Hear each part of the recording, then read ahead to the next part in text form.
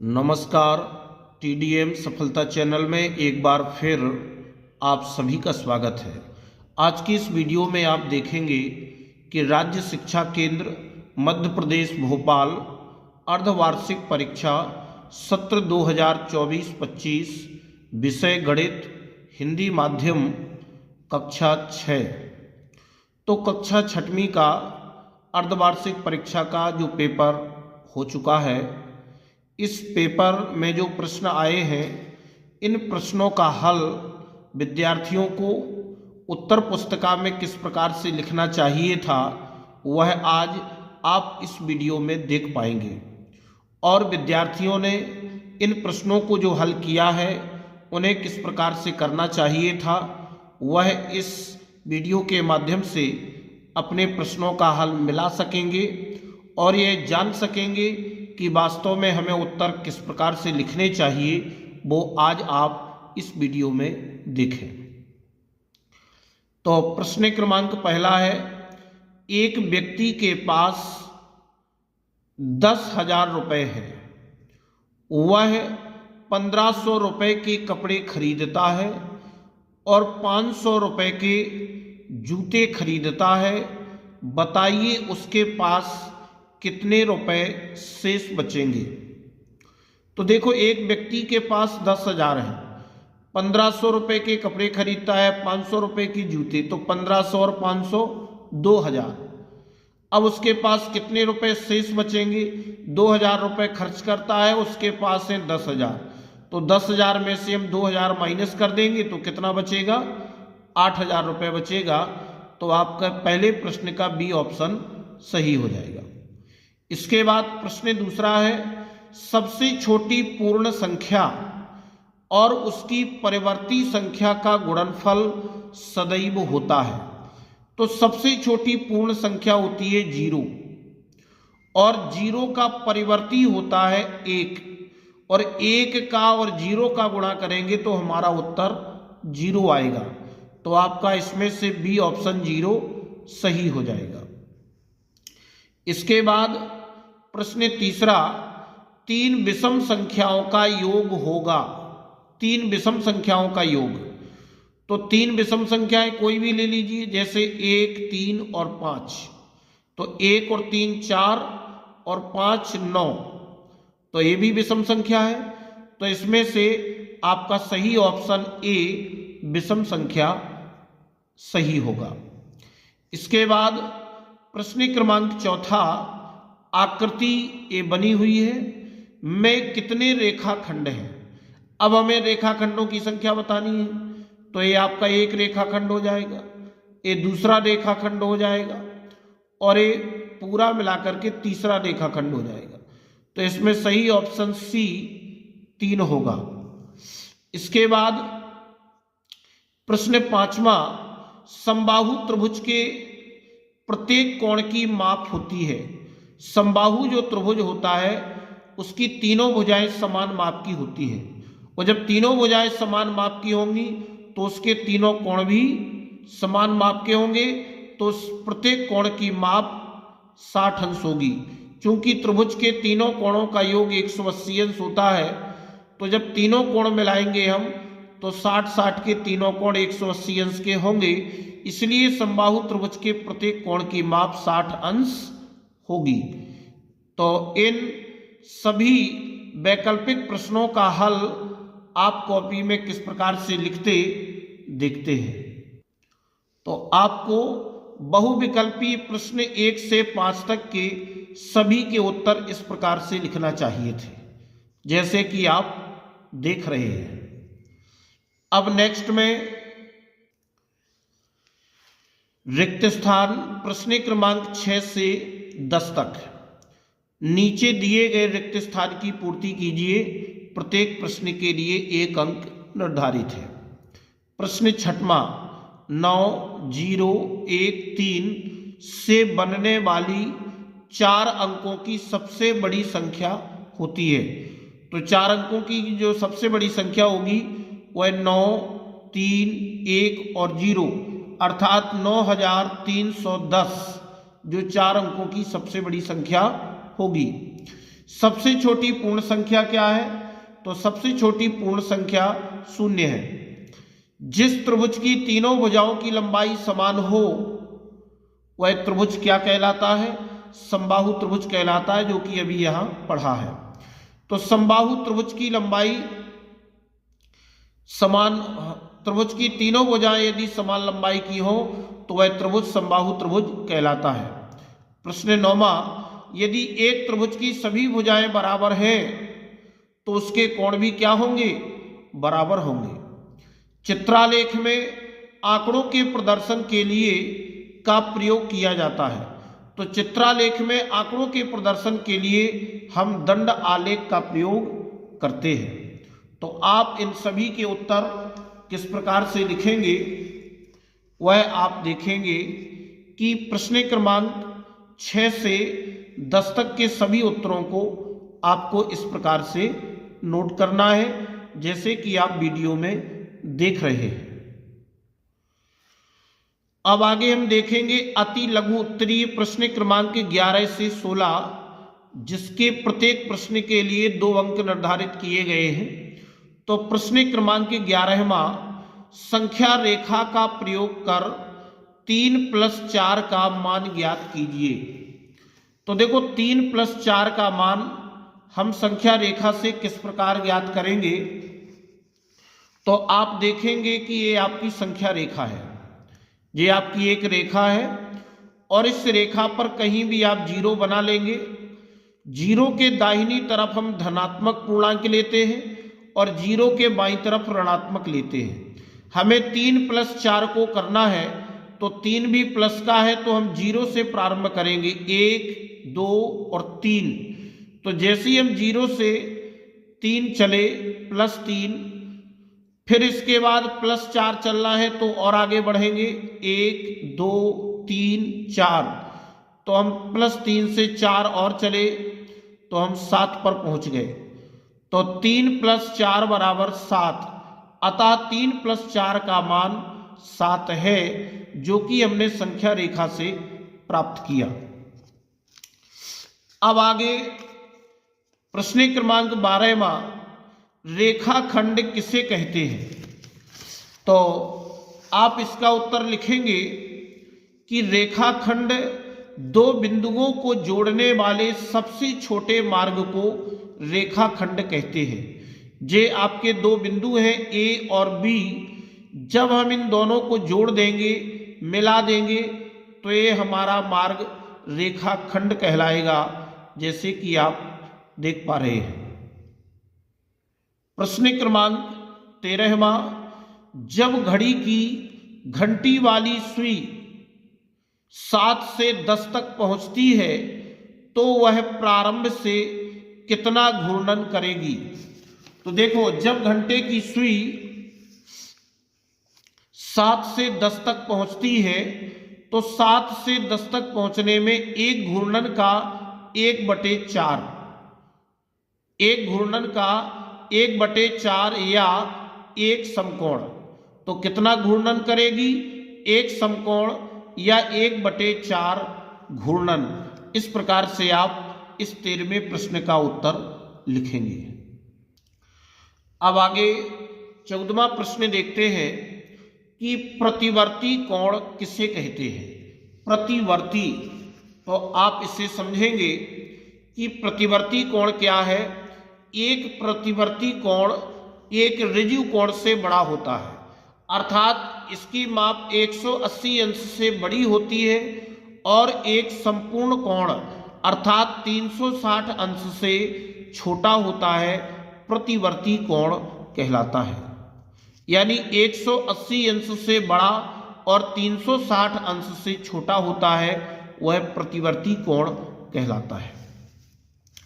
इसके आगे प्रश्न 15वां, -7 प्लस -9 प्लस 4 प्लस 16 का मान ज्ञात कीजिए। तो इसका मान हम किस प्रकार से ज्ञात करेंगे? तो आप देखेंगे कि -7 प्लस -9 प्लस 4 प्लस 16 बराबर, तो -7 लिखा, फिर कोष्ठक के बाहर प्लस है तो अंदर का चिन्ह ज्यों का त्यों रहता है, -9 प्लस 4 और प्लस 16 है। फिर सरल किया, चूंकि दोनों माइनस की संख्याएं हैं तो हम जोड़ देंगे और माइनस का चिन्ह लगाएंगे। तो 7 और 9 16, प्लस के 4 और प्लस के 16। अब यहाँ पर माइनस के 16 और प्लस के 16, ये आपका 0 हो जाएगा और बचेगा कितना, 4। अतः -7 प्लस -9 प्लस 4 प्लस 16 का मान 4 है। इस प्रकार से आप इसका उत्तर लिखेंगे। अब आगे 16वें प्रश्न में 0.007 प्लस 8.5 प्लस 30.08 का जोड़ ज्ञात कीजिए। तो हम किस प्रकार से जोड़ ज्ञात करेंगे, पहले 0.007 फिर 8.5 और इनके अंक बराबर करने के लिए हमने 0 लगा दिया और 30.08 और इसको भी हमने 0 लगा दिया। अब इन सभी को जोड़ने के लिए हम दशमलव के नीचे दशमलव को रखते हैं और संख्याओं को हम क्रम से जोड़ते जाएंगे। 7 0 0 0 8 8 आ गया और ये 5.8 की 8 और 3 की 3, तो ये आ गया आपका उत्तर 38.587। इस प्रकार से आप इन दशमलव के अंकों को जोड़ेंगे। अब आगे हमें लघुत्तरी प्रश्न दिए हैं, प्रश्न क्रमांक 17 से 22 तक, जिनके प्रत्येक प्रश्न के लिए 3 अंक निर्धारित किए गए हैं।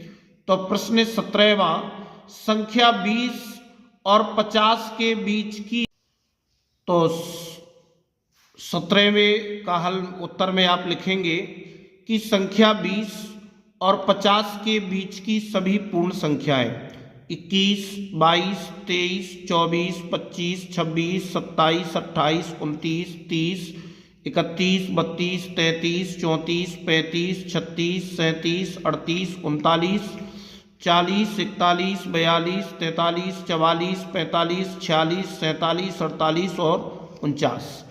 इसमें 20 और 50 सम्मिलित नहीं होंगे क्योंकि हम बीच की सभी पूर्ण संख्याएं लिखे हैं।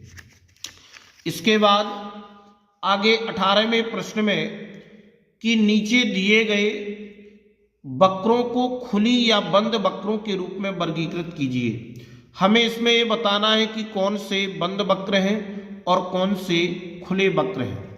तो आप देखेंगे कि इसमें जो खुले वक्र दिए हैं वो है आपका ए और सी। ए आपके खुले वक्र हैं और बंद वक्र के रूप में आप देख रहे हैं बी, डी और ई।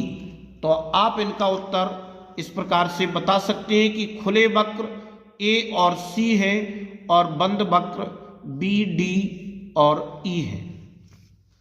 इस प्रकार से आगे 50 माइनस इंटू -40 -6 का मान ज्ञात कीजिए। तो 19वें प्रश्न में आप किस प्रकार से हल करेंगे, तो 50 और कोष्ठक के बाहर माइनस का चिन्ह है तो अंदर का चिन्ह हम बदल देंगे। तो अभी माइनस का 40 है तो ये प्लस का 40 हो जाएगा और ये भी आपका +6 हो जाएगा। तो 50 और 40 90 और +6 90 और 6 96, अतः इतने का मान 96 है। इस प्रकार से आप हल करेंगे। अब आगे प्रश्न क्रमांक 20 में 16/5 -7/5 को हल कीजिए। अब हमें 16/5 और -7/5 को हल करना है। तो आप किस प्रकार से करेंगे, इसको आप देखेंगे 16/5 -7/5, तो चूंकि इनका हर समान है तो एलसीएम 5 और 5 का 5 आएगा। 5 का भाग 5 में देंगे 1 और 1 का गुणा अंश में करेंगे तो 16 गुणा 1 माइनस 5 का भाग 5 में देंगे 1 और 1 का गुणा अंश में करेंगे 7 गुणा 1, तो 16 एकम 16 माइनस 7 एकम 7 और बटे में आएगा 5। अब 16 में से 7 घटा देंगे, माइनस कर देंगे तो बचेगा 9/5। अतः 16/5 -7/5 का हल 9/5 है। इस प्रकार से आप 20वें प्रश्न का हल करेंगे। अब आगे 21वें प्रश्न में कहा गया है कि 5/6 में से 3/4 को घटाइए। तो जब हम इसको घटाएंगे तो आप देखेंगे कि 5/6 माइनस 3/4, तो सबसे पहले हम हर 6 और 4 का एलसीएम लेंगे तो आएगा 12। अब 6 का भाग 12 में देंगे, 6 दूनी 12, 2 और 2 का गुणा अंश 5 में करेंगे, 5 गुणा 2, फिर माइनस 4 का भाग 12 में दिया, 4 × 12 3 और 3 का गुणा अंश 3 में, तो 3 गुणा 3। अब गुणा करेंगे, 5 दूनी 10 और माइनस 3 तरका 9/12 है, तो 10 में से 9 घटाया 1/12 है। तो अब हमारा इसका उत्तर कितना आ जाएगा, 1/12 है। अब आगे प्रश्न 22वें में पूछा गया है कि अभिषेक के पास 15.50 पैसे है, वह 5 रुपये 30 पैसे की टॉफी खरीदता है। अभिषेक के पास अब कितने रुपए शेष बचते हैं? तो देखो, अभिषेक के पास कुल रुपए 15 रुपये 50 पैसे, खर्च कितने करता है, 5 रुपये 30 पैसे, तो हम कुल रुपए में से खर्च रुपए घटा देंगे, तो शेष रुपए कितने बचेंगे, 10 रुपये 20 पैसे। तो अब हम उत्तर में बता देंगे, अतः अभिषेक के पास अब 10 रुपये 20 पैसे शेष बचते हैं। इस प्रकार से आप इसको हल कर लेंगे। अब आगे प्रश्न क्रमांक 23 से 26 के लिए 5 अंक निर्धारित किए गए हैं, तो हम इनको किस प्रकार से हल करेंगे, देखते हैं। प्रश्न 23, 6 अंकों की सबसे छोटी संख्या से प्रारंभ करते हुए अवरोही क्रम में पिछली 5 संख्याएं लिखिए। तो 6 अंकों की सबसे छोटी संख्या, तो इसमें आप देखेंगे 6 अंकों की सबसे छोटी संख्या 1 लाख, इकाई, दहाई, सैकड़ा, हजार, 10,000, लाख। अब इसके पहले की संख्या लिखनी है तो 1 माइनस करेंगे तो 99,999, फिर इसमें 1 माइनस करेंगे 99,998, फिर 1 माइनस करेंगे तो 99,997, फिर 1 माइनस करेंगे 99,996, फिर 1 माइनस किया 99,995। अतः अवरोही क्रम में पिछली 5 संख्याएं हम इस प्रकार से बता देंगे। अब आगे प्रश्न में कहा गया है कि 3 टैंकरों में क्रमशः 403 लीटर, 434 लीटर, 465 लीटर डीजल है। उस बर्तन की अधिकतम धारिता ज्ञात कीजिए जो इन तीनों टैंकरों के डीजल को पूरा माप देगा। तो देखो, धारिता ज्ञात करने के लिए हमें तीनों संख्याओं 403, 434 और 465 का HCF निकालना होगा। तो अब 403 और 434 का HCF हम भाग विधि से निकालते हैं। 403 का 434 में भाग दिया तो 31 के भाग देने से हमारा शेषफल 0 आ जाता है। जब शेषफल 0 आ जाता है तो हम कह देते हैं कि 403 और 434 का HCF 31 है। और अब 465 को 31 से भाग करें तो 31 से भाग जब हम तीसरी संख्या 465 में देते हैं तो यहाँ पर भी हमें शेषफल 0 प्राप्त होता है। तो हम बता देंगे कि तीनों संख्याओं 403, 434 और 465 का HCF 31 है। अतः उस बर्तन की अधिकतम धारिता 31 लीटर होगी जो इन तीनों टैंकरों के डीजल को पूरा माप सके। इस प्रकार से आप इस प्रश्न का हल करेंगे। अब आगे 25वें प्रश्न में कहा गया है कि एक अलमारी में 5 खाने हैं। प्रत्येक खाने में पुस्तकें एक पंक्तिबद्ध रूप से रखी हुई हैं। विस्तृत जानकारी निम्न प्रकार सूचित की गई है। तो ये पंक्ति है और पुस्तकों की संख्या। अब आप देख रहे हैं प्रश्न में पूछा गया है कि पंक्ति 1 व पंक्ति 2 में कुल कितनी पुस्तकें हैं। पंक्ति 1 में हम देख रहे हैं कि 4 पुस्तकें हैं। पंक्ति 2 में कितनी पुस्तकें हैं? 5 पुस्तकें हैं। तो कुल कितनी पुस्तकें हैं? तो हम जोड़ देंगे। फिर पंक्ति 3 व 4 में किस पंक्ति में पुस्तकें अधिक हैं? तो पंक्ति 3 में 2 पुस्तकें हैं। पंक्ति 4 में 2, 2, 4, 2, 6, 2, 8 पुस्तकें हैं। तो हम किस प्रकार से लिखेंगे? आ वाले में लिखेंगे पंक्ति 1 में पुस्तकें 4, पंक्ति 2 में पुस्तकें 5। तो पंक्ति 1 व 2 में कुल पुस्तकें 9। फिर बा में कहा गया है कि पंक्ति 3 में पुस्तकें 2 और पंक्ति 4 में पुस्तकें 8, अतः पंक्ति 3 व 4 में से पंक्ति 4 में पुस्तकें अधिक हैं। इस प्रकार से हम 25वें प्रश्न का हल करेंगे। अब इस पेपर का अंतिम प्रश्न है 26वां। एक आयताकार गत्ते का क्षेत्रफल 40 वर्ग सेंटीमीटर है। इसकी लंबाई 10 सेंटीमीटर है। गत्ते की चौड़ाई ज्ञात कीजिए। तो हम इस प्रकार से लिखेंगे कि हमें क्षेत्रफल 40 वर्ग सेंटीमीटर और लंबाई 10 सेंटीमीटर दी गई है। चौड़ाई हमें ज्ञात करनी है। तो हम आयताकार गत्ते का क्षेत्रफल बराबर 40 वर्ग सेंटीमीटर, तो लंबाई गुणे चौड़ाई, चूंकि आयताकार क्षेत्रफल है तो आयत का क्षेत्रफल होता है लंबाई गुणे चौड़ाई बराबर 40। तो मान रख देंगे लंबाई हमें 10 दी गई है, चौड़ाई हमें ज्ञात करनी है, बराबर में 40। तो चौड़ाई बराबर 40 बटे 10। यहाँ पर बराबर के इस तरफ गुणा में है तो बराबर के इस तरफ भाग में आ गया, पक्षांतर हो गया। तो चौड़ाई बराबर हो गया 4 सेंटीमीटर। अब उत्तर में बता देंगे, अतः गत्ते की चौड़ाई 4 सेंटीमीटर है।